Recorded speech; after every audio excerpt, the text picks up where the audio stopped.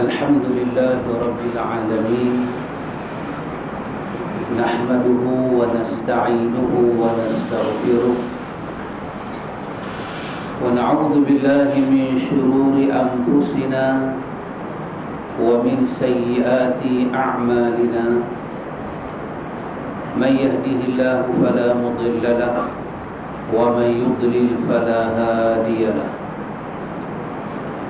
أشهد أن لا إله إلا الله وحده لا شريك له وأشهد أن محمدا عبده ورسوله اللهم اجعلني من التوابين واجعلني من المتطهرين أما بعد إخوة الإيمان أعزكم الله وأحبكم في الله الحمد لله ثم الحمد لله. Alhamdulillah ikhwan, kita diberi peluang oleh Allah untuk sambung majlis ta'lim. Alhamdulillah. Kita sampai muka surat 14. Cik sana. Cik. Surah 14. Bab tentang salat sunat zuhur. Ini kita baca sepintas lalu sebab benda ni kita tahu, cuma bagi ingat. Nanti ada bab-bab tertentu kita baca dengan menghaduskan. Ini berapa lama dah kita salat, takkanlah kita tak tahu salat sunat zuhur tu wujud. Lalu dia kata saya tak tahu, nampak sangat baru hari ni dia sembahyang 4 minit. Semua orang tahu salat sunat zuhur imma qabliyah imma ba'diyah dia wujud. Ada 3 bentuk salat sunat zuhur yang diriwayatkan daripada Nabi SAW.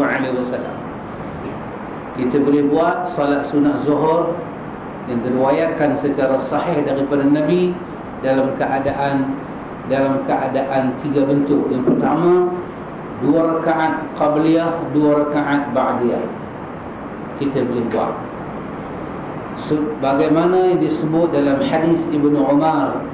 Dia berkata, aku menghafal dari Nabi SAW 10 rakaat, 2 rakaat sebelum dan 2 rakaat sesudah zuhur, 2 rakaat setelah maghrib, 2 rakaat setelah isya, dan 2 rakaat sebelum salat subuh.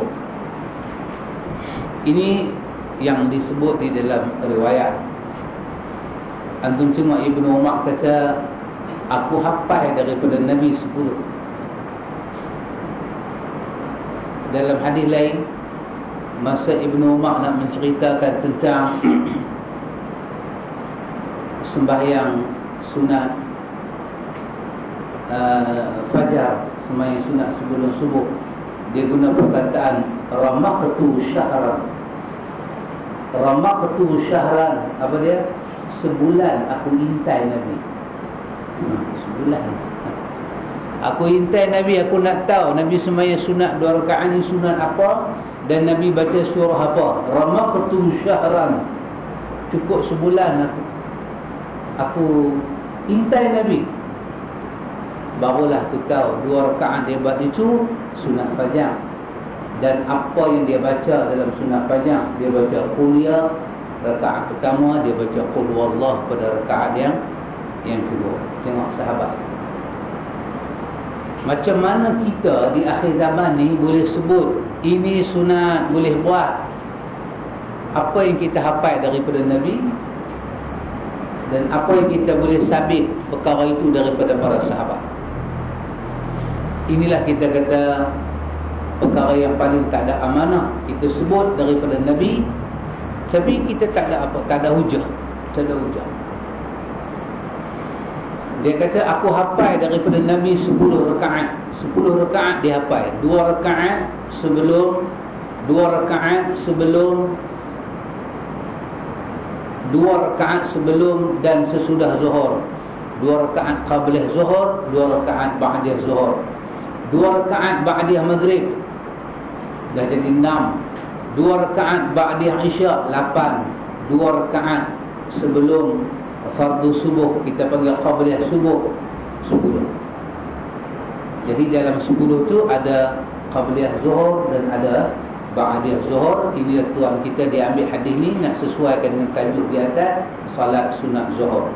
Artinya salat sunat zuhur kita boleh buat qablah 2, kita boleh buat ba'da 2. Itu satu cara. Cara yang kedua, 4 rakaat sebelum dan 2 rakaat sesudah.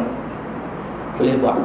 Kita boleh buat qablah zuhur 4 rakaat, ba'da zuhur 2 rakaat. Ini diriwayatkan daripada Aisyah radhiyallahu anha. Dia berkata Rasulullah sallallahu alaihi wasallam tidak pernah meninggalkan 4 rakaat sebelum zuhur. Nabi tak pernah tinggal 4 rakaat qabla zuhur. Aisyah kata Nabi tak pernah tinggal 4 rakaat, tak pernah tinggal. Tadi sebut 2, ni sebut 4. Apa kita boleh faham? Sekurang-kurangnya kita buat 2, secantik-cantiknya kita buat. Diriwayatkan daripada Abdullah bin Syaqiq, dia berkata, aku bertanya kepada Aisyah tentang salat Rasulullah sallallahu alaihi wasallam. Ia menjawab, Aisyah jawab, beliau salat 4 rakaat sebelum zuhur dan 2 rakaat sesudahnya. Orang tanya pada Aisyah, Aisyah jawab begitu. Nabi buat qablah 4, Nabi buat ba'da zuhur 2. Dan telah diriwayatkan yang semakna dengan ini daripada hadis Ummu Habibah radhiyallahu anha. Ini cara yang kedua, boleh buat 4 rakaat qabliyah, 2 rakaat ba'diyah. Cara yang ketiga, dia kata 3 cara tadi. Cara yang ketiga, 4 rakaat sebelum dan 4 rakaat sesudah. Dengar apa naik turun. Nampak cantik mula nah. 2 sebelum, 2 selepas. Itu cantik kan. Tu pun dia tergencang. Hak cantik tu tergencang. Ni dia main pula 4 rakaat qabliyah, 4 rakaat ba'diyah. Berdasarkan hadis daripada hadis Ummu Habibah radhiyallahu anha, dia berkata, aku mendengar Rasulullah sallallahu alaihi wasallam bersabda, barang siapa mengerjakan salat 4 rakaat sebelum zuhur dan 4 rakaat sesudahnya, maka Allah mengharamkannya atas neraka. Hadis ini riwayat Abi Dawud. Yang terbaik adalah mengerjakan 4 rakaat ini, 2 rakaat, 2 rakaat.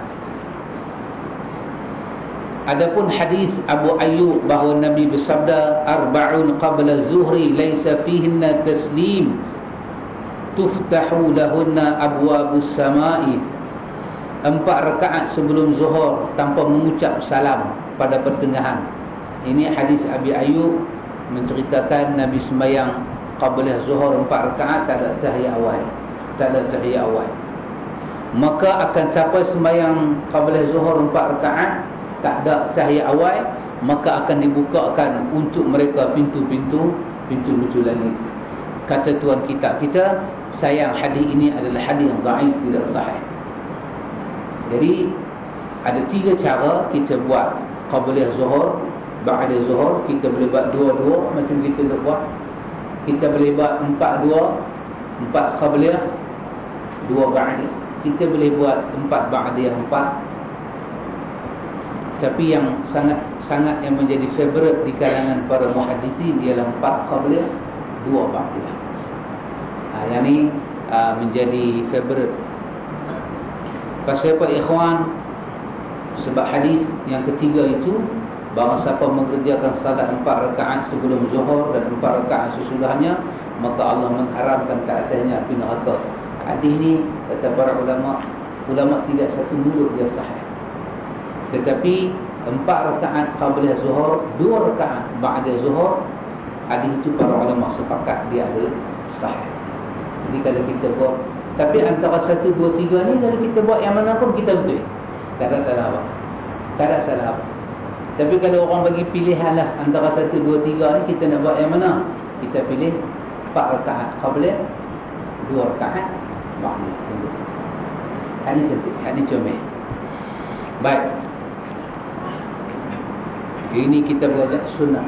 Kita belajar berkaitan dengan sunat-sunat yang Nabi buat, kita buat. Kita jumpa Apa sembahyang Nabi buat, kita cuba usahakan buat. Yang mana kita tak jumpa lagi, kita tak buat. Kita tak buat.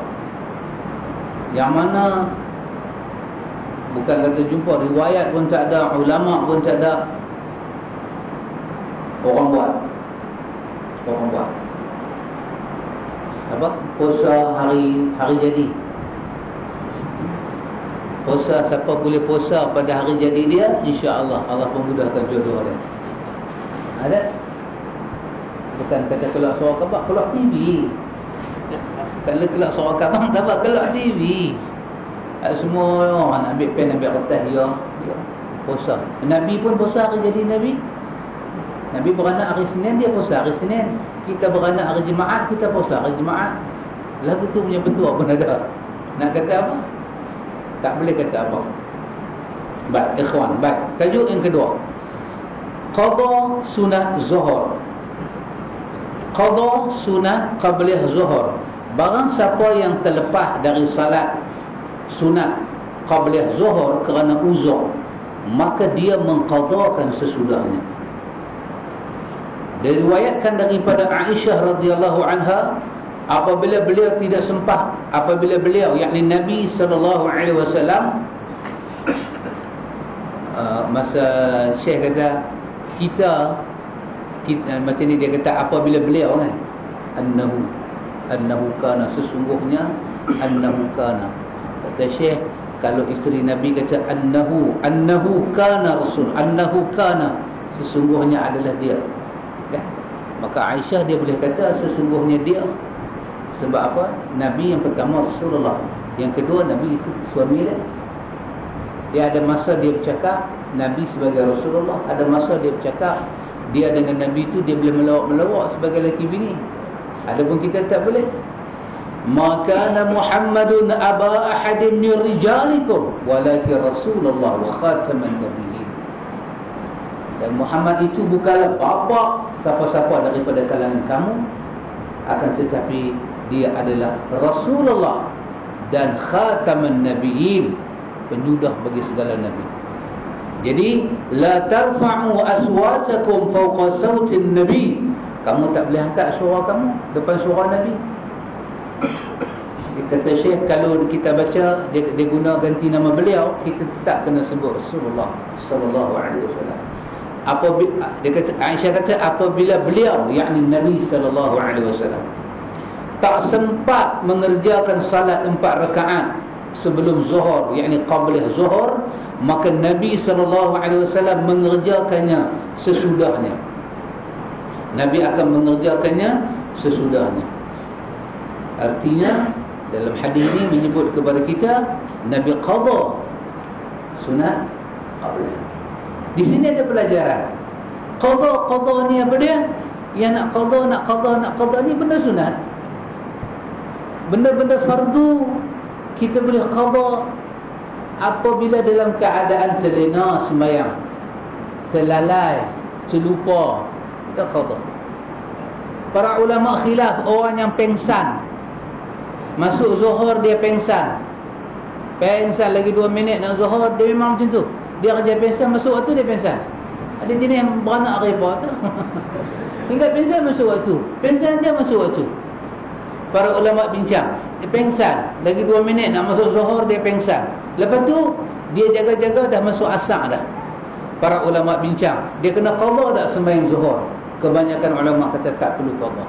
Sebab apa? Syarat sah sembahyang itu waras, aqil, baligh, ada akal. Ketika sembahyang tu masuk, akal dia hilang, dia pengsan. Dia jaga-jaga, akal dia main balik, waktu tu dah lepas, dia tak qada sudah. Tapi kalau ikut kitab lama, wajib qada. Wajib qada. Ibnu Umar pernah pengsan dan dia tidak mengqadakan sembahyang dia. Jadi yang kita nak qada sembahyang fardu ni, kita tertinggal. Kita ni memang orang sembahyang, kaki sembahyang. Hari tu ada kerja, terlupa alik masjid. Sedang-sedang kena pernah kan jadi lagu tu kat kita, alik. Tak dengar orang bang. Duk tengok asro, tak senang orang bang. Tengok Masya Allah 4 suku. Bila yang masuk lohak tu dia punya lama dia tengok azrul, maka orang ini wajib beristighfar dan dia qada balik. Adapun dia tinggal sembahyang lama-lama dengan rancangan tinggal, maka tidak ada dalil dia kena qada, melainkan dalil dia kena bertaubat dengan taubatan nasuha. Kalau dia tidak taubat dengan taubat nasuha, dia takkan masuk dalam syurga. Karena dikatakan ma salakakum fi saqar qalu lam nakun minal musallin. Kamu tahu tak pasal apa kami buang kamu dalam neraka saqar? Mereka jawab, ya, kerana kami tak pernah sembahyang. Ya, kerana kami tak pernah sembahyang. Akan dibuang ke neraka saqar. Jadi bukan main-main, bukan main-main. Dan Allah Ta'ala firmankan, fawailul lil musallin alladzina hum an salatihim sahun. Allah kata celaka bagi orang yang salat, yang dia salat dalam keadaan dia heret waktu ikut suka dia. Dia heret waktu ikut suka dia tanpa ada keuzuran syar'i. Tak ada. Dia heret sembahyang. Ada beberapa keadaan, kata para ulama, kita sembahyang lambat tak masuk dalam ayat ini, tidak masuk. Dalam kes apa? Kes jamak. Orang sembahyang jamak tak khair, tentulah masuk zuhur dia tak sembahyang. Maka dia kena ke ayat ni? Dia tak kena, kerana jamak itu disyariatkan. Ada kawan dia kata, saya bukan tolak sembahyang jamak, cuma saya rasa tak selesa sembahyang jamak. Saya rasa macam melewatkan waktu. Oh, dia siap. Dia siap Pak Min. Hak ni mau bagi dia makan racun tikus. Dia ingat dalil dia tu elok. Itulah dalil paling tak elok. Dia buruk sangka dengan syariat Tuhan. Buruk sangka. Yang membenarkan kita buat jamaah takhir ayat Quran. Fala junaha alaikum an taqsuru fil ardi.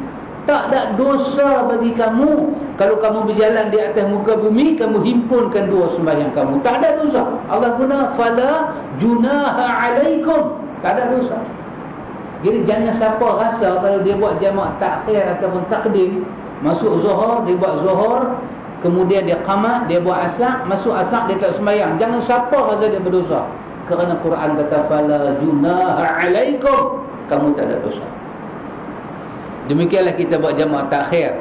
Masuk waktu zuhur, kita hanya niat kita nak sembahyang zuhur dalam waktu asar. Masuk waktu asar, kita azan, kita qamat, kita sembahyang zuhur, lepas tu kita iqamah, kita sembahyang asar. Maka masa zuhur kita tak sembahyang, jangan ingat dosa. Kita sedang berjalan di atas syariat Allah. Yang kedua, kata para ulama, tak masuk dalam kes melalaikan salat, iaitu wanita-wanita yang datang keuzuran. Wanita-wanita yang datang haid, dan haid mereka berhenti dalam waktu zuhur. Nabi SAW membenarkan mereka sembahyang jamak suri. Nama dia jamak suri. Apa maksud jamak suri? Jamak suri bermakna dia melambatkan sembahyang zuhur, mengawalkan sembahyang asar. Ataupun dia melambatkan sembahyang maghrib, dia mengawalkan sembahyang isyak. Dia tidak bersalah, dia tak ada dosa. Nabi yang benarkan di dalam hadis yang sanad sahih. Nama dia jamak suri. Pasal apa panggil suri? Sebab dia macam jamak, dia tak jamak, dia masih dalam waktu, cuma mengakhirkan waktu zuhur, mengawalkan waktu asar. Dia berhenti dalam pukul 3 petang, dia boleh tak sembahyang lagi? Tunggu sampai dia lambatkan sikit. Kerana secara adat dia takut mai kasat lagi ke apa lagi, tengok-tengok tak mai, maka dia boleh turun sembahyang. Dia tidak berdosa. Maka lain keadaan satu orang itu dia tidak dibenarkan melambatkan salat ataupun mengqada salat dia. Tidak. Kalau baca kitab fiqh lama, perempuan ni kalau dia berhenti dalam waktu zuhur, dia kena qada zuhur. Dia kena qada. Dia berhenti dalam waktu asar, dia sembahyang asar, dia kena qada zuhur. Fiqh lama. Bahkan ini disebut oleh Al-Ghazali dalam Ihya Ulumuddin. Kita kata tak, berdasarkan hadis tak, dia tak perlu qada. Mana nak tahu berhenti dah dalam waktu Zuhur, dia ingat waktu Asar? Tak. Dalam hadis berkenaan dengan haid, Nabi kata apa? Wanita itu lebih tahu bila berhenti. Dia yang tahu, Nabi kata. Jadi kita duduk denda. Orang Filipina kata tutup mulut, tutup muka, duduk denda. Dia lebih tahu. Ini kita belajar qada sunat ba'diyah zuhur. Demikian juga ikhwan, boleh qada salat sunat setelah zuhur jika telah hilang uzur yang menghalangnya, walaupun dia mengerjakan setelah salat asar, boleh. Habis bagi salat waktu asar, dia boleh qada. Qabla zuhur, dia boleh qada ba'da zuhur kalau dia tak ada buat lagi, boleh. Walaupun itu setelah sembahyang asar. Ya. Qada dalam solat yang Nabi suruh qada, itu tidak masuk kita melanggar waktu-waktu yang Nabi tegur sembahyang. Nabi yang benarkan. Tak ada hal. Dasarnya adalah hadis Ummu Salamah bahwasanya dia melihat Nabi SAW salat 2 rakaat setelah solat asar. Padahal Nabi melarangnya. Lalu dia bertanya kepada Nabi tentang 2 rakaat tersebut. Maka Nabi menjawab, "Ya binta Abi Umayyah, sa'alti 'ani raka'atain ba'da al-'asr fa innahu atani nasun min 'abdil Qais fashaghaluni 'ani raka'atain allatain ba'da zuhri fahuma hatani." Nabi kata, "Wahai putri Umayyah." Ini siapa dia? Ummu Salamah. Ummu Salamah nama dia. Dia kata, "Ya binta Abi Umayyah." Nama dia Hindun binti Abu Umayyah. Nama dia Hindun binti Abi Umayyah. Dia ada anak nama Umayyah, dia dipanggil dengan Ummu. Dia ada anak nama Salamah, dia dipanggil dengan nama Ummu Salamah. Nama sebenar dia Hindun binti Abu Umayyah. Nabi kata, "Wahai putri Abu Umayyah, engkau bertanya tentang 2 rakaat sesudah asar. Sesungguhnya tadi datang sejumlah orang daripada Bani Abdul Qais untuk menemui aku. Lalu mereka menyibukkanku hingga aku tak sempat mengerjakan salat 2 rakaat sesudah zuhur. Jadi 2 rakaat tersebut adalah 2 rakaat ba'da zuhur." Ini hadis Bukhari dan Muslim. Artinya jenis qada boleh, walaupun lepas asar, walaupun lepas apa, walaupun lepas subuh, jenis qada boleh. Mutlak tak boleh. Saja-saja lepas asar dia ada sikit belen-belen punya halawatul iman. Halawatul iman, belen-belen malam kiam mulai. Kemudian 2 hari sudah rokok tak isap, memang kuat. Lepas subuh pun dia tutup lagi 2, tak boleh. Tapi kalau qada dipersilakan, qada yang sunat. Tapi kalau lepas subuh nak sembahyang lagi 2 rakaat subuh, qada hak lama-lama, itu tidak boleh. Tidak boleh. Pasal apa tak boleh? Qada juga tak. Tidak disuruh qada yang tu, malaikat yang tu disuruh beristighfar dan bertaubat nasuha di sisi Allah. Baik. Ini disuruh kita qada qabla zuhur dan ba'da zuhur kalau kita tertinggal. Ini semua kita nama apa ikhwan? Muakkad. Rawatib muakkad, sembahyang sunat yang menyusuli sembahyang fardu yang sangat-sangat Nabi tuntut sampai pada peringkat Nabi suruh kita qada. Yang mana Nabi tak suruh qada, kita tak payah qada. Yang mana Nabi suruh kita qada, kita qada. Bab salat sunat asar. Salat asar tidak memiliki salat sunat muakkad. Sembahyang asar dia tidak ada sunat muakkad. Dia ada yang ghairu muakkad. Sembahyang sunat asar ada, tapi dia tak masuk dalam kawasan yang dituntut. Nabi sendiri tak buat, tapi Nabi pernah buat sekali. Lepas tu Nabi tak buat. Kemudian mana-mana sahabat buat, Nabi lepaskan dia. Terutama sembahyang sunat asar. Lepas orang bang asar, Nabi mendoakan sesiapa yang sembahyang sunat asar. Nabi SAW bersabda, baina kulli adhanain salatun. Hadis Bukhari, Muslim. Antara azan dan iqamah terdapat salat. Nama kata azan sembahyang fardu, ada salat. Maka siapa nak sembahyang secara umum. Maksudnya adalah antara azan dan iqamah. Sudah diriwayatkan daripada Ibnu Umar radhiyallahu anhu, Nabi sallallahu alaihi wasallam bersabda, rahimallahu mra'an shalla qabla al-'asri arba'ah. Semoga Allah merahmati seseorang yang mengerjakan salat sebelum asar 4 rakaat. Hadis ini menyatakan semoga Allah merahmati seseorang yang mengerjakan salat sebelum asar 4 rakaat. Artinya qabliyah. Lepas bang asar dia sembahyang qabliyah asar 4 rakaat. Nabi kata rahimallah, semoga Allah merahmati dia. Cuma hadis ini tidak sepakat para ulama menyatakan dia dhaif. Ada yang kata dia sahih. Syekh Nasaruddin di antara orang yang menyatakan dia sahih. Tapi selain daripada itu, ulama-ulama lain kata dia dhaif. Kedhaifan dia tak disepakati. Ada yang kata sahih, ada yang kata dhaif. Tapi kebanyakan ulama hadis menilai dia dengan nilainya dhaif. Jadi kerana dalam bab ni, hadis ni kita kata 50 kata dhaif, 50 kata sahih. Susah juga kita nak ukur. Jadi kita pakai lagu mana? Siapa nak buat kita tahu. Dan kalau ada orang tak buat, jangan siapa kata dia balong dia. Sembang dah 4 rakaat asar tak buat. Jangan kata apa. Pasal nilai hadis itu pun ada.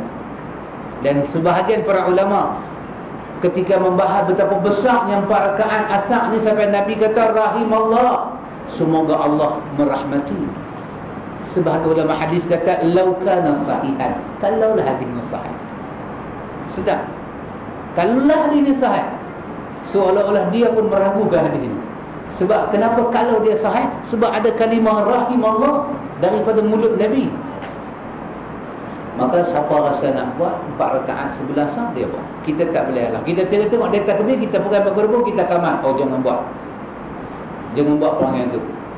Sebab bila kita iqamah, dia kena batalkan sembahyang dia. Jangan bagi peluang dia. Kecuali orang dah sembahyang, dia main melentir ke macam, baru nak sembahyang, kita kamat. Tunggu dia sembahyang pula 6.30 lagi.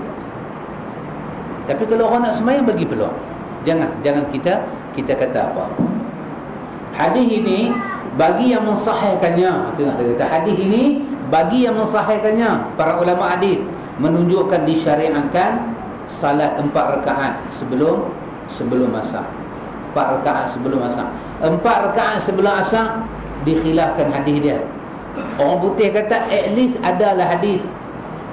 Tapi sembahyang hajat, sembahyang hadiah, ulama tak pernah khilaf hadis itu. Mereka sebulat suara hadis itu tak boleh pakai. Hadis tak boleh pakai. Tapi orang pakai. Ni ada sahabat kita masuk hospital, anak dia kena, mari kita buat sembahyang. Mari kita buat sembahyang, Pak Min. Kalau kita jawab, dia jadi masalah. Kita sahabat, anak-anak sakit, ada masuk ICU, minta ada masalah, kita buat jemaah pun. Kita nak kelepiang ke mana? Nak kelepiang ke mana? Kita kata sahabat, anak ada kerja tak apalah, lepas sembahyang kita pergi lah. Susah, nak kelepiang susah. Lepas tu buatlah. Lepas tu kita baca doa ramai-ramai. Benda tu ulama tidak khilaf, terutama mazhab Syafi'i tidak khilaf. Apa dia? Benda tu tidak wujud. Sepakat. Lisan dia pun sepakat benda macam tu tak wujud. Dalam sunnah dia tidak wujud.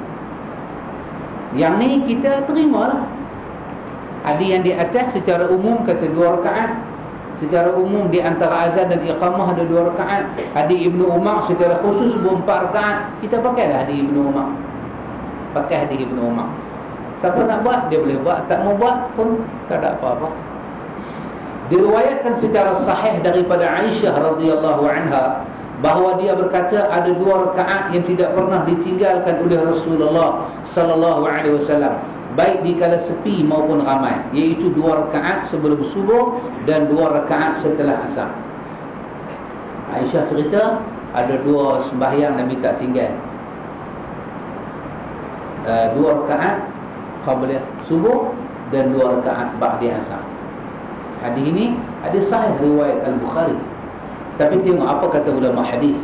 Diriwayatkan daripadanya bahawa dia berkata, Rasulullah SAW tidak pernah sekalipun meninggalkan 2 rakaat sesudah asar di sisiku. Juga hadis Bukhari. Aisyah tengok Nabi balik rumah, Nabi buat 2 rakaat. Apa nama? Ba'da asar ya. Wahai Nabi pernah kata lepas asar jangan sembahyang apa-apa dah, kecuali yang qada-qada. Ni Nabi buat. Apa kata ulama hadis? Kebiasaan Nabi SAW melakukan salat sesudah asar ini hanyalah kekhususan untuk beliau Nabi, seperti yang dinyatakan oleh beberapa para ulama. Ini ada dalam Fathul Bari, Ibnu Hajar membahas hadis ini. Hal ini didukung oleh perkataan Aisyah radhiyallahu anha, Rasulullah tak pernah meninggalkannya, yakni ba'da asar, hingga beliau berjumpa dengan Allah, iaitu 2 rakaat sesudah asar. Rasulullah SAW selalu mengerjakannya, namun Nabi tak pernah mengerjakannya di masjid kerana khawatir hal itu akan memberatkan umatnya, padahal beliau suka meringankan umatnya. Jadi asar ni semua sahabat kata, Aisyah seorang kata. Maka kerana itu Ibnu Hajar Asqalani menyatakan benda itu khusus untuk Nabi, yang umat tak perlu ikut. Pasal apa? Nabi nak tutup lagi, nak tutup. Maka umat buat apa yang dizahirkan oleh Nabi. Boleh kan? Kata saya nak buat juga 2 rakaat lepas asar, hang jadi Nabi. Orang dah habaq dah benda tu untuk Nabi, ke tengah nak buat juga. Kan cik gang ni banyak. Ya, apa dia? Al-Qadhi bin Iyad. Al-Qadhi bin Iyad ni ulama yang kita biasa dengar nama Qadhi Qudah. Al-Qadhi Qudah, Abu Ali Qadhi bin Iyad. Dia mazhab Hanafi ya. Dia mazhab Hanafi. Dia baca ayat Quran tentang qul in kana aba'akum wa abna'ukum wa ikhwanukum wa azwajukum, kan 24 daripada Taubah. Allah kata katakanlah kalau sekiranya bapa-bapa kamu, anak-anak kamu, saudara mara kamu, isteri-isteri kamu, keluarga kamu, harta kekayaan yang kamu usahakan, perdagangan, meniaga kamu yang kamu khawatir akan rugi, rumah yang elok kamu bangun yang kamu sayang, katakanlah mai satu masa tiba-tiba benda tu semua lebih kamu sayang daripada Allah dan Rasul. Allah kata fatarabbasu, hampa kena, kalau sampai jiwa hampa jadi lagu tu, fatarabbasu, hampa kena ingat sikit, hatta ya'ti Allahu bi amri. Kalau sampai keadaan lagu tu, hampa tinggal Nabi, hampa berpaling daripada Nabi. Pasal apa? Pasal bapa hampa, pasal anak pinak, pasal saudara mara, pasal isteri, pasal keluarga, pasal harta, pasal bisnes, pasal rumah. Kalau sampai Nabi kamu tinggal kerana benda-benda kami sebutkan tadi, ya'ti Allahu bi amri, mesti dalam hidup kamu Allah akan buat sesuatu. Mesti Allah tak akan biarkan kamu. Habis tak ada apa dia? Wallahu la yahdil qaumaz zalimin. Habis tak ada. Tuhan tarik hidayah. Tak rasanya. Hidayah keluar tak rasa. Macam kita tidur roh keluar, mana rasa? Sedap. Hatta iza farihu bima utu akhadnahum baghtatan fa idahum mublisun. Suratul An'am. Bila Allah tarik hidayah? Hatta iza farihu, tengah enjoy, tengah rasa apa dia buat tu betul, dia pi. Rupanya duk pi tu selangkah, dia pi ke depan, rupanya dia pelenjuh ke belakang dengan sunnah Nabi. Jauh dah. Dia duk pi ratib tinggi sangat dah. Tasbih pelang gondu-gondu dah. Bosak tasbih. Sunnah-sunnah dah tak nampak dah. Sunnah Nabi yang benar tak nampak dah. Yang datang sunnah-sunnah yang tak tahu dia sunnah ataupun tidak. Wallahu la yahdil qaumadh zalimin. Kata Qadhi Iyad kata apa dia?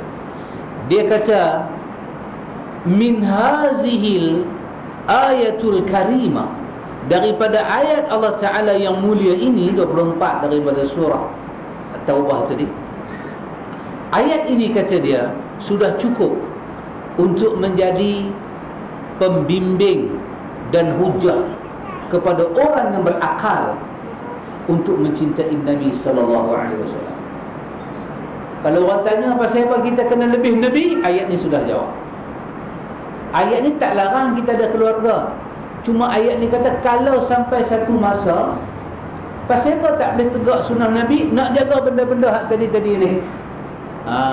Kalau sampai macam tu jadi, habis. Bahasa utara kata poci. Mungkin dia duduk sembahyang juga, ya. Baru ni saya ceritakan Pak Mi, satu muslimat kita, muda lagi, dalam umur 20-an, dia pakai purdah. Kak Ipak dia kata apa, sampai tua lah tak berlaki. Saya cerita baru ni, nangis-nangis dia sembang saya. Jenuh saya pujuk dia.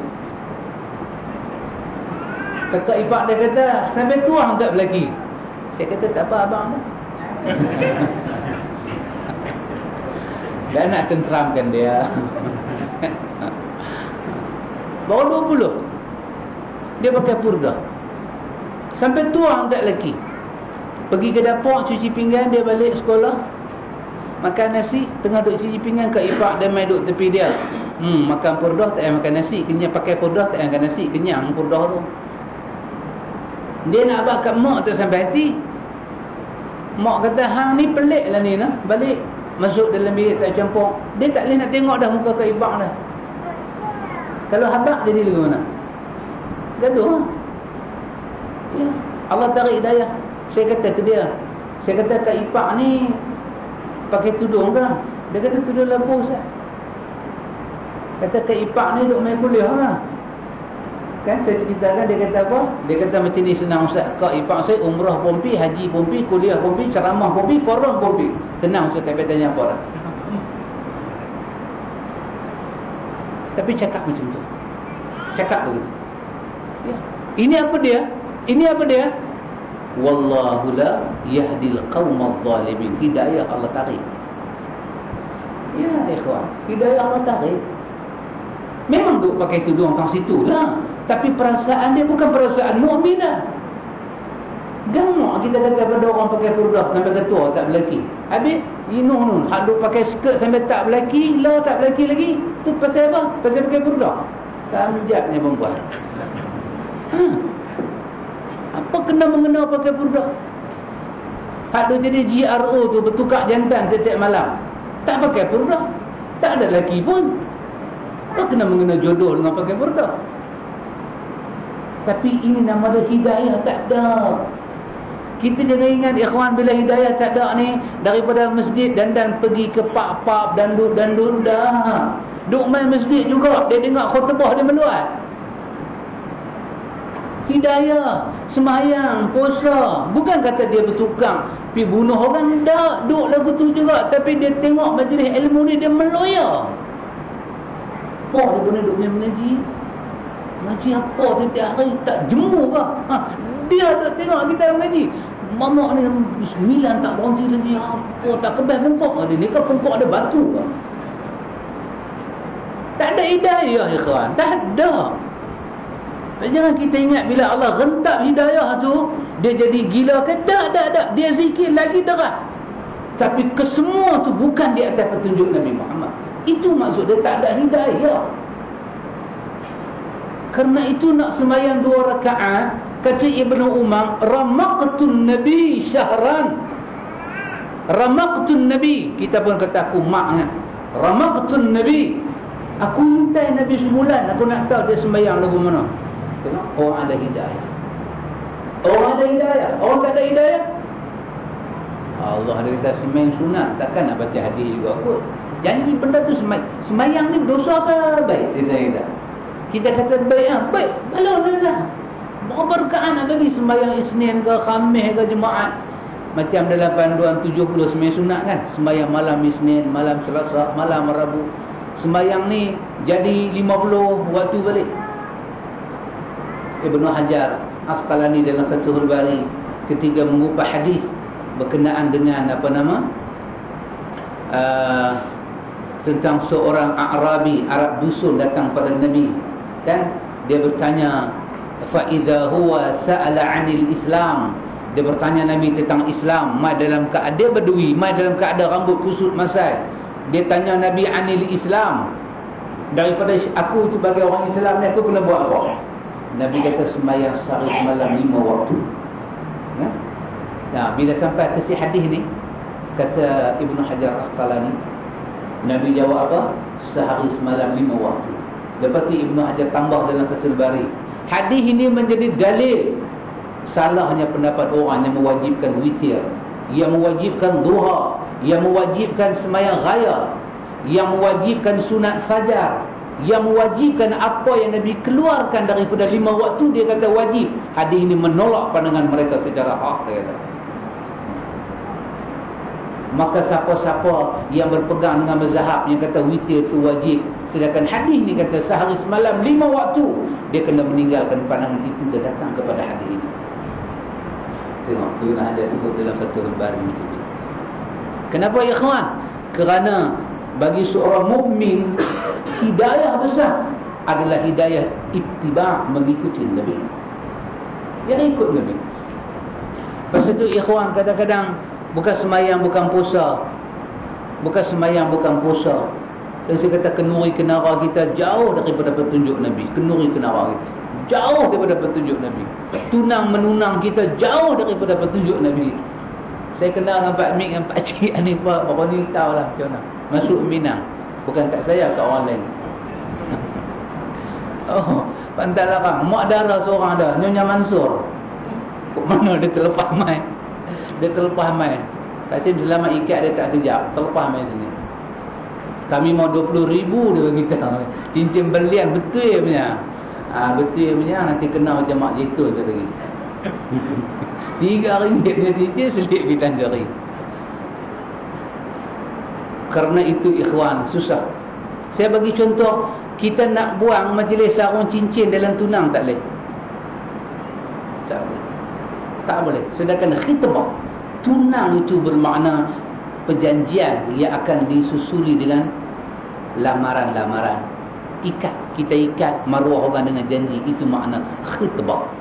Dan khitbah Nabi ajar. Benda Nabi ajar wajib kita ikut Nabi. Tak boleh ikut orang lain. Adat ke, madat ke, tinggalkan. Kalau kita tak boleh tinggal, kita kena baca ayat 24 daripada surah Taubah. Kalau sampai peringkat bapak kamu, pasal apa nak tunang cara orang Melayu, bapak saya suruh. Pasal apa nak tunang cara orang Melayu, anak saya mau. Pasal apa nak tunang cara orang Melayu, ni saudara mara kata apa Ustaz? Pasal apa nak tunang cara orang Melayu, ya Allah bini saya susahlah Ustaz. Kau Ustaz kahwin dengan dia, saya yang kahwin dengan dia. Botak kepala saya, bukan botak kepala Ustaz. Pasal apa nak buat cara orang Melayu, keluarga saya Ustaz. Pasal apa nak buat, saya punya suka lah, saya kaya. Pasal apa nak buat, tak boleh Ustaz. Aduh, saya bertunang, anak saya bertunang dengan siapa? Dengan saya punya business partner, share. Kami ada menega. Ni Al-Quran dia sebut ni. Tak boleh Ustaz. Tak boleh, tak boleh. Kan buat tunang ni, rumah Pak Mentua saya duduk lompat rumah dia. Saat ni buat cara kita mengaji, dia suruh saya pergi cari rumah sewa je nak.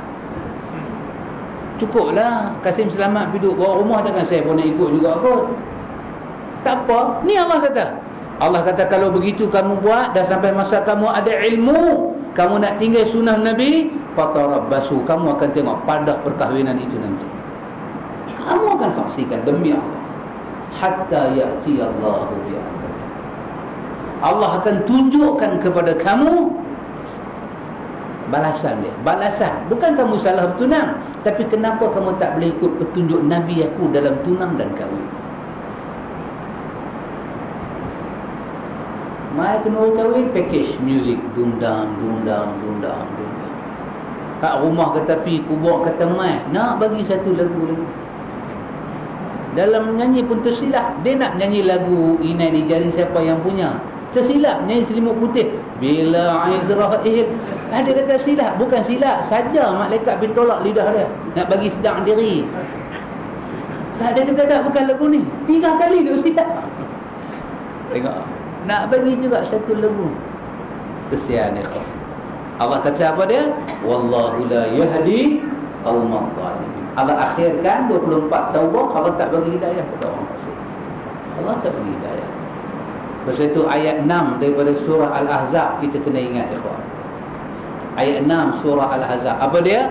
An-nabiyyu awla bil mu'minina min anfusihim wa azwajuhu ummahatuhum. An-nabiyyu, sesungguhnya nabi, aula bil mu'minina min anfusihim, lebih aula, lebih utama disayangi oleh orang beriman daripada mereka sayang diri mereka sendiri. Wa azwajuhu, dan isteri nabi itu ummahatuhum, adalah ibu pada orang-orang yang beriman. Jangan main-main dengan diri nabi. Ya. Pasal itu nabi itu aula, kena utama. Tak ada guna ayat turun laqad kana lakum fi rasulillahi uswatun hasanah kalau kita tak boleh ikut dia. Dan kalaulah ikut nabi ni sunat, tak perlu datang ayat dengan sirah wajib, tak perlu datang. Cukuplah dengan datang menganjurkan sahaja, macam sunat 4 rakaat qabliyah asar tadi. Siapa nak buat, buat. Tak mau buat, sudah, tapi tak boleh. Baik, ikhwatul iman. Bab baru, salat sunat maghrib. Kita masuk salat sunat maghrib. Qabliyah maghrib dianjurkan bagi yang suka. Tengok bahasa dia. Dianjurkan bagi yang suka untuk mengerjakan 2 rakaat sebelum salat maghrib berdasarkan dalil berikut. 1. Hadis Abdullah bin Mughaffal Al-Muzani radhiyallahu anhu bahawa Nabi sallallahu alaihi wasallam bersabda, "Sallu qabla al-maghrib, sallu qabla al-maghrib."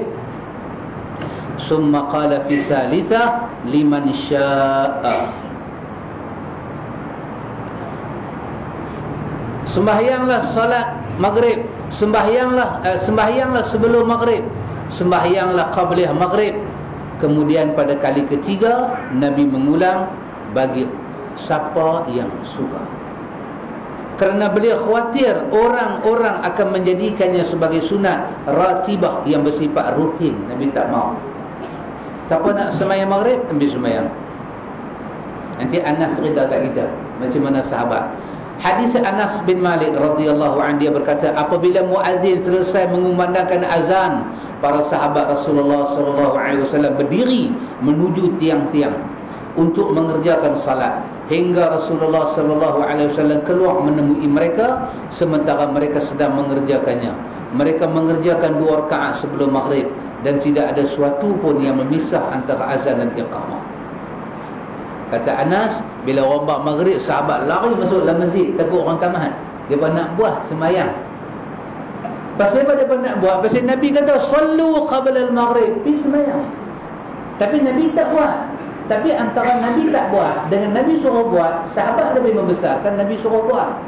Nabi dia buat tak buat hal dia Rasulullah. Tapi yang dia suruh kami tak mau tinggal. Tapi Nabi meringankan dengan Nabi kata liman syaa. Siapa nak buat, siapa suka buat. Artinya salat qabla maghrib itu wujud. Dia wujud. Hal ini menunjukkan, Anas kata-kata, bila orang bang habis, sahabat semua pakat cari tiang-tiang nak sembahyang. Semua pergi duduk belakang tiang. Masjid kita moden ini tiang pun tak ada. Orang masjid besar tiang tak ada. Masjid semua ada tiang. Masjid Nabi ada tiang. Kita pergi masjid Madinah tu tiang macam berlambak. Banyak tiang dah ada. Hal ini menunjukkan dianjurkan meringankan 2 rakaat. 2 rakaat tersebut sebagaimana 2 rakaat fajar. Kita buat 2 rakaat qabliyah maghrib, macam mana cepatnya kita buat 2 rakaat sunat fajar. Dosa bagi lama. Tapi nak buat, tidak ada hal.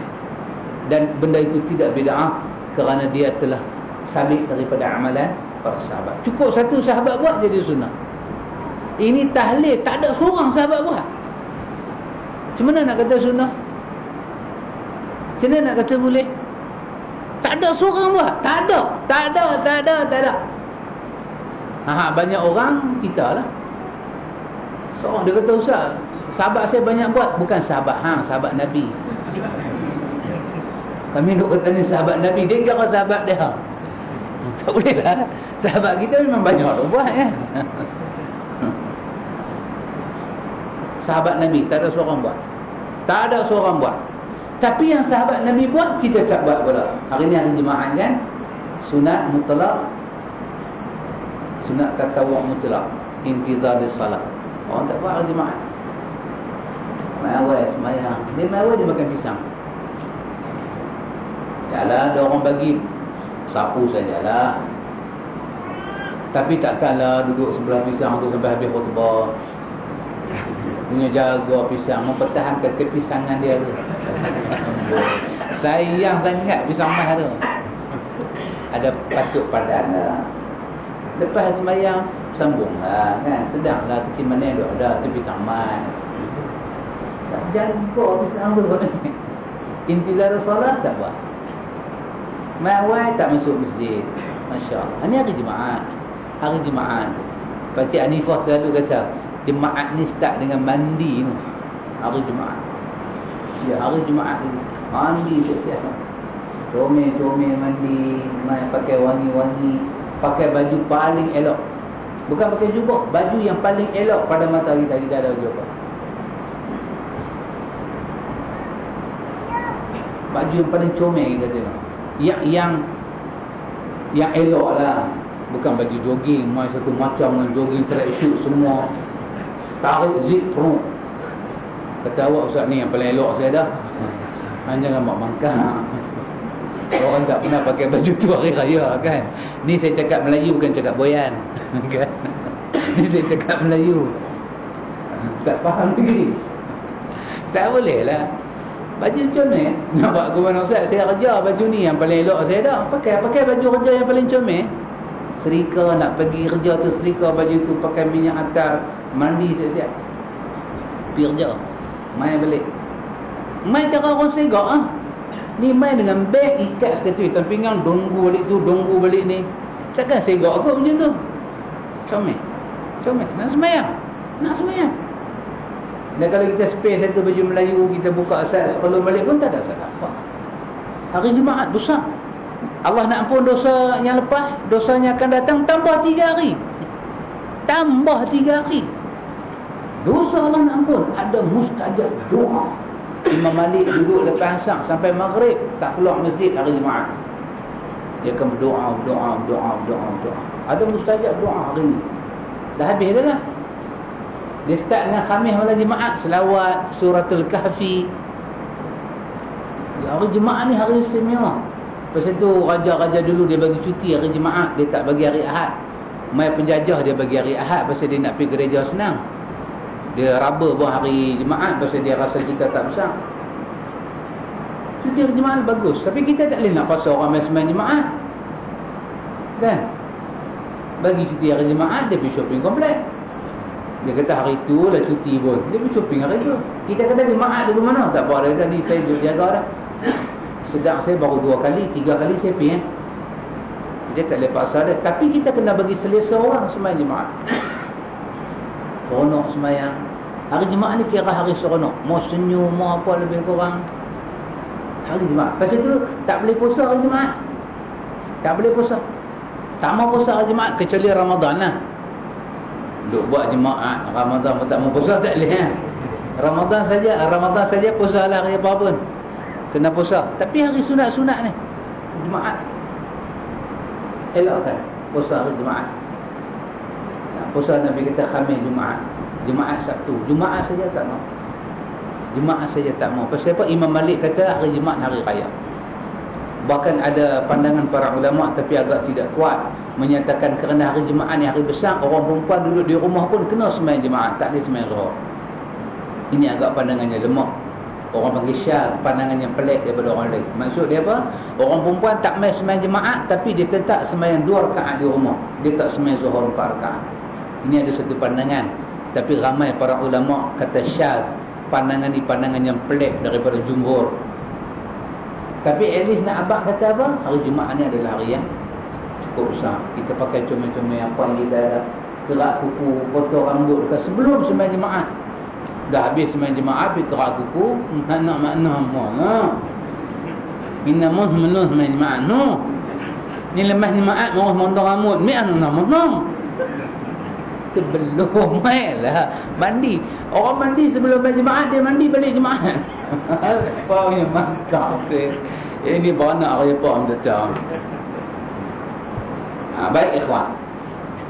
Yang ketiga, hadis daripada Abdullah bin Mughaffal Al-Muzani, Nabi bersabda, Nabi kata baina kulli adhanain salatun thalatha liman syaa. Ini hadis Bukhari Muslim. Antara azan dan iqamah terdapat semayang, beliau mengulang 3 kali bagi siapa yang suka. Kalau suka nak buat maghrib punya qablih buat. Hadis Abdullah bin Az-Zubair, dia berkata Nabi bersabda, tidaklah setiap salat fardu melainkan sebelumnya ada salat 2 rakaat. Itu tentang qablih maghrib. Ini ba'diyah maghrib, dianjurkan mengerjakan salat 2 rakaat setelah salat maghrib berdasarkan hadis Ibnu Umar, Aisyah dan Ummu Habibah yang telah lalu. Dianjurkan mengerjakan salat 2 rakaat setelah maghrib di rumah. Sunat buat di rumah. Rumah dekat lah. Lagu saya balik rumah pergi buat tak main dah. Kita rumah dekat-dekat. Berdasarkan hadis Ibnu Umar yang menuturkan Rasulullah SAW tidak mengerjakan salat 2 rakaat sesudah maghrib dan 2 rakaat sesudah jemaat kecuali di rumahnya. Ini hadis Imam At-Tirmizi. Diriwayatkan daripada Mahmud bin Lubaid, dia berkata Rasulullah SAW mendatangi Bani Abdul Ashhal, lalu beliau mengimami mereka salat maghrib. Setelah mengucap salam, beliau menyatakan salah 2 rakaat di rumah kalian. Lepas sembahyang maghrib, Nabi kata pergi sembahyang di rumah hangpa. Kan kita pergi Masjid Madinah kan? Masjid Madinah, keluar daripada pintu Masjid Madinah, kita nampak pagar. Betul tak, Mek? Tengok belum? Pagar. Sahabat-sahabat duduk dalam pagar tu. Jadi kalau Nabi kata balik pergi buat sembahyang di rumah dia pun tak keluar daripada pagar tu. Jadi tak ada apa. Tak ada apa dalam pagar kawasan Madinah tu. Yang itulah kita panggil Madinatul Rasul. Itulah Madinah yang penuh dengan fadilat. Adapun keluar daripada itu, dia tidak memiliki fadilat seperti Madinatul Rasul. Saudi pagar supaya kita boleh baca dia punya karya Nabi itu. Siapa yang keluar daripada masjid, siapa yang rumah dia jauh sikit daripada tu, dia akan sembahyang di Masjid Nabawi. Pasal dia balik akan jadi susah. Begitu. Baik, ini satu bab bacaan. Pada 2 rakaat tersebut dianjurkan membaca Qul ya ayyuhal kafirun dan Qul huwallahu ahad pada 2 rakaat ba'diyah maghrib setelah membaca Fatihah. Berdasarkan hadis Abdullah bin Mas'ud, dia berkata, tidak terhitung aku mendengar Rasulullah membaca 2 rakaat sesudah maghrib dan 2 rakaat sesudah subuh Qul ya ayyuhal kafirun dan Qul huwallahu ahad. Tapi hadis ini tidak sekata para ulama menerima dia sebagai hadis yang sahih. Yang sahihnya Nabi baca Qul ya Qul wallah pada sembahyang sunat subuh. Adapun lain daripada sunat subuh, nama sunat rawatib ni jarang Nabi baca surah. Jarang. Kalau sembahyang witir Nabi baca surah. Sembahyang malam Nabi baca surah. Adapun sembahyang macam kita sembahyang ba'diyah 2 rakaat, qabliyah 2 rakaat, hadis-hadis yang menyatakan Nabi baca surah kebanyakannya adalah dhaif. Jadi para ulama lebih suka sembahyang lagu tu tak usah baca apa. Baca Fatihah. Bukan malas nak ikut sunnah. Nabi bagi mudah gitu. Tapi sunat fajar kuliah Allah. Baik. Yang akhir sekali kita tengok sunat salat Isya. Qabliyah Isya dianjurkan bagi siapa yang suka mengerjakan salat 2 rakaat sebelum Isya berdasarkan keumuman anjuran salat sebelum mengerjakan salat-salat fardu sebagaimana telah dianjurkan. Sembahyang qabliyah Isya pun macam tu. Dia wujud tapi dia tak masuk dalam muakkad yang dituntut. Tapi dia ada, dia tidak bid'ah. Siapa nak buat boleh buat. Siapa tak mau buat tak boleh buat. Atas kita. Kita rasa nak warak lebih, kita buat. Kita rasa ada tak mau buat, hari ni saja tak mau buat. Nak tunggu waktu dengan orang bar habis, orang lain sembahyang, kita nak baca doa, nak berzikir sikit, silakan. Tapi ba'diyah Isya ditekan mengerjakan salat sunat 2 rakaat sesudah Isya berdasarkan hadis Ibnu Umar, hadis Aisyah, hadis Ummu Habibah yang telah lalu. Dia buat rajah kat kita. Dia tolong buat rajah. Kita betul step lekat dekat dinding almari rumah kita. Ataupun buat tandai pun bagus juga. Takut lupa. Takut lupa. Dia buat satu jadual kat kita. Rumusan dia, salat dia kata subuh 2 rakaat. Subuh jumlah rakaat fardu 2. Qabliyah 2. Ba'diyah tak ada. Dia buat jadual kat kita. Subuh, sebelum subuh kita sembahyang 2 rakaat. Lepas fardu subuh tak ada dah sembahyang apa, rehat sampai matahari keluar, duha baru sembahyang pula. Zuhur buat 4 rakaat. Zuhur itu 4 rakaat. Zuhur itu 4 rakaat. Qabliyah zuhur boleh buat 2, boleh buat 4. Ba'diyah zuhur buat 2. Buat 2. Dia suruh buat lagu tu. Asar 4 rakaat. Qabliyah dia tak anjurkan. Pasal apa? Tuan kitab kita ni pada dia hadis tu dhaif. Ba'diyah qabliyah tak ada, ba'diyah tak ada. Apa jangan buat. Maghrib, fardu maghrib 3. Qabliyah buat tak buat atas kita lah. Tapi kalau dia anjur tak buat lah. Ba'diyah buat 2. Isya 4 rakaat. Qabliyah Isya dia cadang tak buat. Ba'diyah Isya buat 2. Kan? Walaupun dia cadang tak buat, kalau kita nak buat, kita buat lah. Kita nak buat qabliyah maghrib 2, kita nak buat qabliyah asar 4, kita nak buat qabliyah isya 2, atas kita. Pasal benda tu ada dalam hadis. Tapi dia tak bubuh tanda. Pasal apa? Pasal pada dia hadis tu tidak cukup kuat. Pada dia atas kita. InsyaAllah lepas ni kalau Allah bagi sihat badan, masa kita tengok sikit solat sunat selain rawatib ialah solat sunat yang tidak mengiringi sembahyang fardu. Yang kita duk baca ni nama dia sunat rawatib. Apa makna rawatib? Rawatib bermakna sembahyang yang dibuat bersebab sembahyang fardu. Ima qabliyah, ima ba'diyah. Yang tu nama dia rawatib. Rawatib bermakna sembahyang yang mengiringi sembahyang fardu. Wujud dia kerana wujud sembahyang fardu. Maka dia terbahagi pada 2. Satu rawatib yang dituntut, satu rawatib yang tidak dituntut. Yang dituntut apa dia? 2 rakaat sebelum sembahyang subuh, 2 rakaat atau 4 rakaat sebelum zuhur, 2 rakaat selepas zuhur, 2 rakaat lepas daripada sembahyang maghrib, 2 rakaat lepas daripada sembahyang isyak. Yang ini nama dia rawatib muakkad, sangat dituntut. Yang tak dituntut boleh nak buat tapi tidak dituntut sangat, boleh buat. 4 rakaat asar sebelum asar, 2 rakaat sebelum sembahyang fardu maghrib, 2 rakaat sebelum sembahyang fardu isyak. Nak buat, tak mau buat, tak ada jadi hal. Adapun lepas daripada sembahyang ni semua, kita tak panggil rawatib dah. Kita panggil sembahyang sunat lain. Sebagai contoh, dia nak cakap kita salat witir, sembahyang witir. Sembahyang witir ni dia bukan rawatib. Dia termasuk dalam nafilah, tatawwu'. Sembahyang sunat yang kita buat kerana kita nak menambah dekat diri kepada Allah. Kita nak buat sendiri. Ini istimewanya sunnah, ikhwan. Istimewanya sunnahnya ni, bila kita buat kerana ikut Nabi, tangga kita naik dekat dengan Tuhan, dia makin naik. Kita tak sedar. Dia duduk naik. Macam kita naik lift nak pergi tingkat 60, lift tu pelan duduk naik. Bid'ah ni, lift tu pelan turun ke bawah. Daripada 60 dia turun 49, 50 dia turun bawah, tak sedar. Tak sedar lah pasal naik lift ni syak. Sunnah ni, makin kita buat ikut sunnah Nabi, kita makin dekat dengan Allah.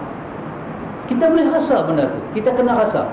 Pasal tu ni dalam ilmu akhirat Islam kita panggil muraqabah.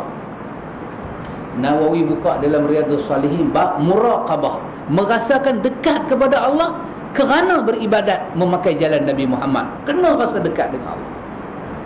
Kalau kita tak rasa dekat tu, kita memang jauh dengan Tuhan. Kita buat semayang-semayang jenis ada dalam sunnah ni, jiwa muraqabah kena ada. Kita tak boleh kata dah Nabi buat pilih dah, tak boleh. Kena wujud, ya Allah, aku dekat dengan hang pasal aku pakai jalan kekasih hang. Allah kata wa fiikum rasuluh. Kamu kena ingat di tengah-tengah kamu ada rasul aku. Wa fiikum rasuluh. Di tengah-tengah kamu ada rasul aku. Pasal itu kita buat walaupun 2 rakaat, walaupun doa. Kita keluar rumah, bismillahi tawakkaltu 'ala Allah. La haula wala quwwata illa billah. Berhenti terkacau. Dalam hati kita muraqabah. Ya Allah, ni doa Nabi aja bila keluar rumah. Kita, ya Allah, aku dekat dengan hang. Kita masuk tanda, Allahumma inni a'udzubika minal khubuthi wal khaba'ith. Ada apa dengan doa tu? Ada apa? Muraqabah wujud. Pasal doa tu datang daripada Allah kepada Jibril, Jibril kepada Nabi Muhammad. Walaupun dia doa masuk tanda, kena rasa muraqabah. Allah hantar syariat ini untuk bawa kita hampir kepada Allah. Ya. Makan tangan kanan. Ada apa? Kiri ke kanan, yang penting nasi masuk dalam mulut, telan kenyang, sudah habis. Oh, tak boleh. Muraqabah. Kita makan tangan kiri, kita tak akan dekat dengan Allah. Walaupun atas kepala ada serban, baju pakai jubah, ni duk minta tasbih. Sambil makan tasbih, astagfirullah, astagfirullah. Tak ada orang boleh buat. Saya dengan Pak Amit baru ni duk makan. TV hijrah Pak Amit. Ada satu doktor bercakap. Doktor tu bercakap pasal sifat Tuhan, nama sama. Dia doktor, Al-Fadhilah tu doktor. Kan pasal sifat Allah mendengar. Macam mana kita nak menjiwai sama Tuhan, mendengarnya Tuhan. Dia kata orang sufi, dia cakap orang sufi. Saya pun heran pokok ni, pasal apa dia tak mukik Nabi, dia tak mukik sahabat. Dia ikut sufi dulu. Depa ni ambil batu buah dalam mulut. Tu dia betul. Itu yang dia isap okok tu sufi lah tu. Dia bukan saja isap okok tu, dia isap okok tujuan tak mau cakap. Itu dia isap okok. Lagi dia isap okok banyak, lagi dia sufi. Sufi dulu zaman tak ada rokok, dia doktor ke bang? Doktor. Ambil batu buah dalam mulut. Gunggung batu tu. Pasal apa? Dah tentu dah tak cakap apa. Bila nak jawab salam orang, buang batu. Jawab salam, buang balik batu. Mereka boleh rasa buah mulut, buah batu dalam mulut, muraqabah pada Tuhan. Kita katakan Nabi SAW bila sahabat tanya Nabi, apakah yang menjatuhkan manusia dalam neraka? Nabi tarik lidah Nabi keluar. Nabi kata lisan. Inilah buat manusia masuk ke neraka. Nabi tak buat batu dalam mulut. Nabi ikat batu di perut. Ini maknanya Bangla sufi ni. Orang angkat sebagai tokoh sufi buat batu dalam mulut. Tinggal cara Nabi Muhammad, tinggal.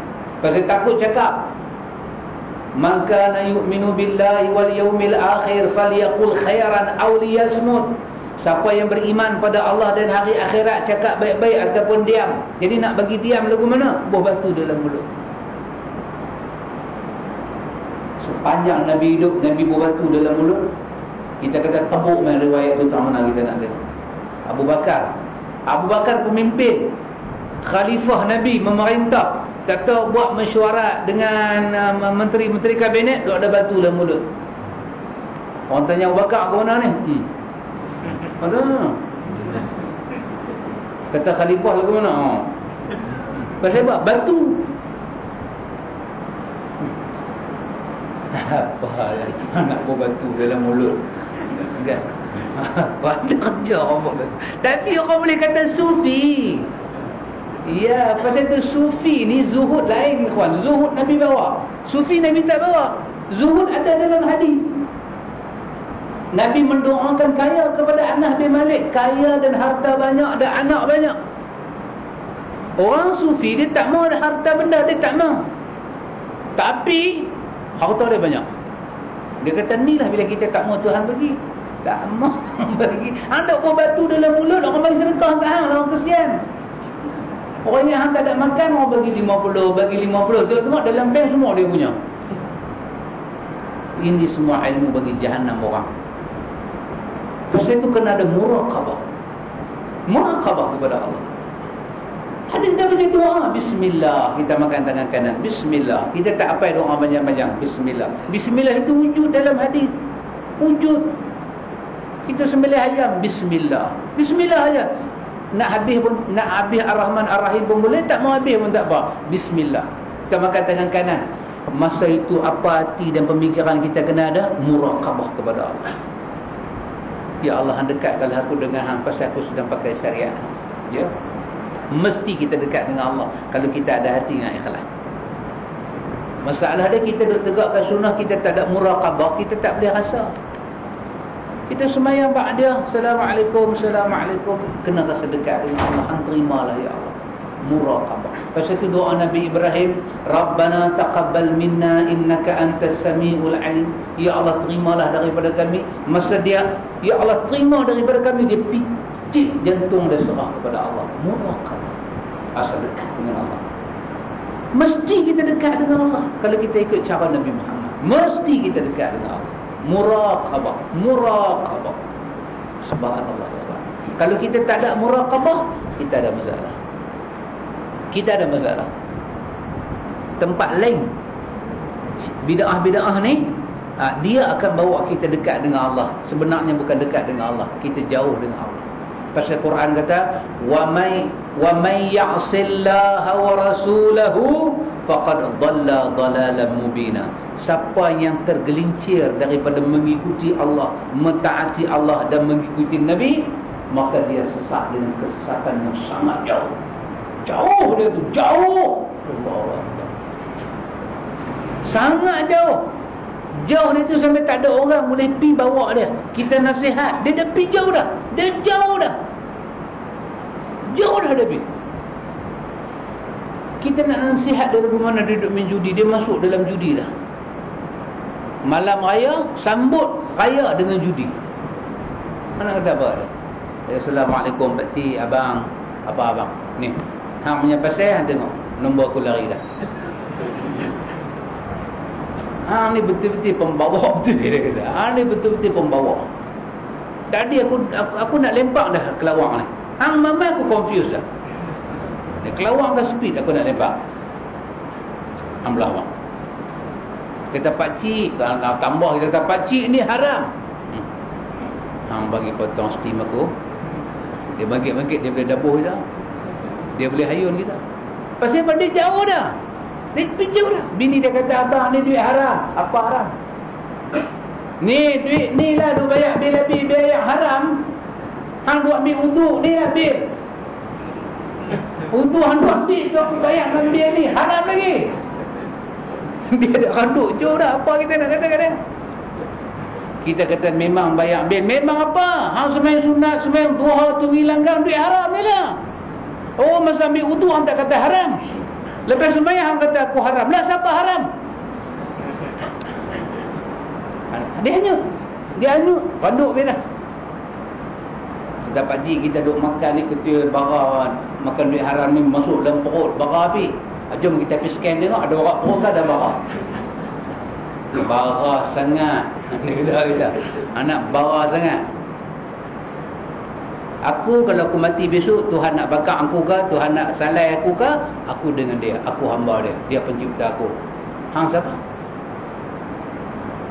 Aku jadi lagu ni pun suratan takdir dia.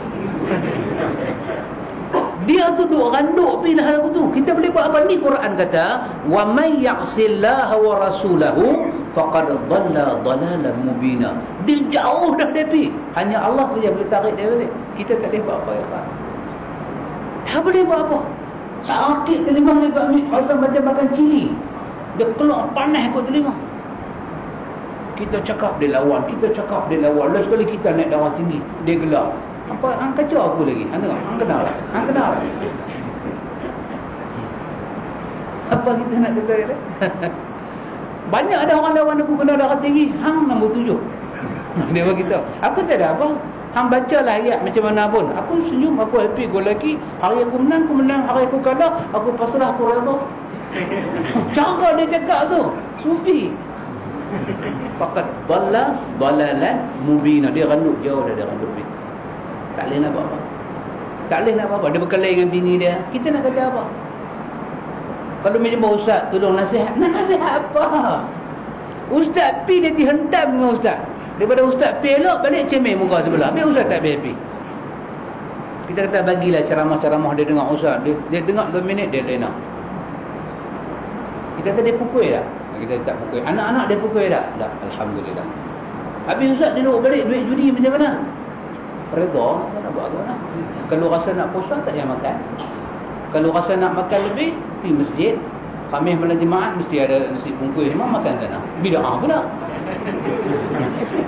Kok ni satu macamnya judi, kok sana satu macamnya bid'ah. Buat macam mana?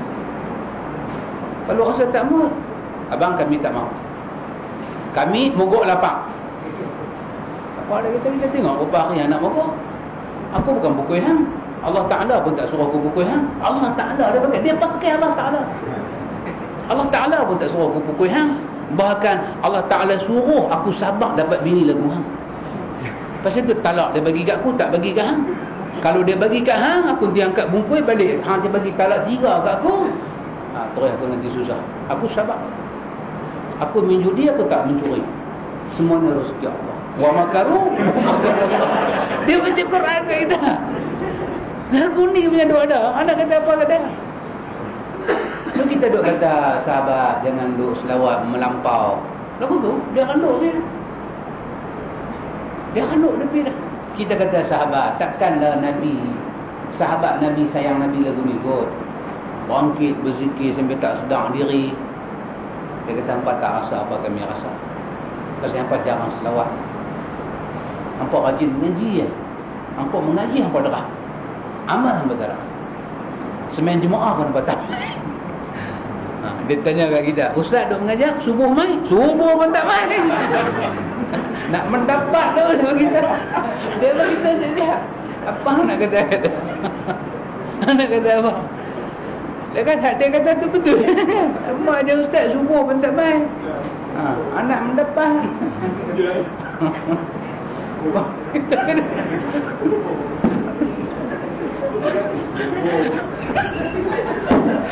Subhanallah wa bihamdika asyhadu an la ilaha illa anta astaghfiruka